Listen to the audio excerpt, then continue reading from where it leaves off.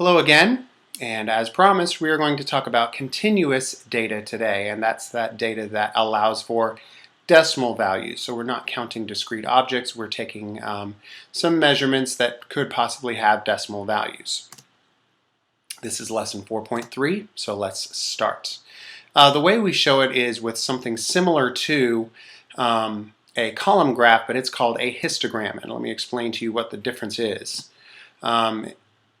We still have one bar for each class interval, but what I want to show you is there's no spaces between the bars, and that's because every possible decimal value has been accounted for. It's represented in one of those columns in the column graph, which is now called a histogram.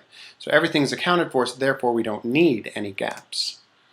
Okay? And we need to remember in a histogram all of the widths of those columns have to be equal, otherwise you could be misrepresenting your data.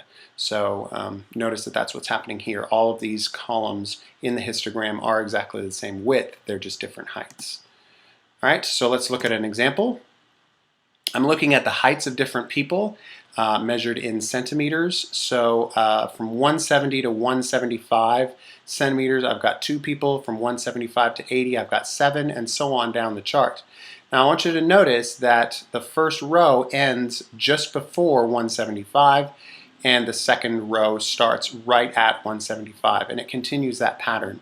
So there's no repeats in any of the classes, and there's no gaps between any of the classes either. So these are the heights of people. They're grouped. Notice that the widths are all 5 centimeters in width, so I haven't skewed my data that way. There's no gaps and there's no overlaps, which is what I already explained to you. So now let's look at the histogram of that table. That's what it's going to look like. And again, just like the previous example and just like the table, there's no gaps and there's no overlaps.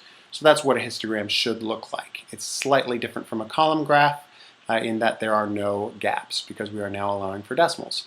So if you have any questions about any of this, please let me know and I will see you tomorrow.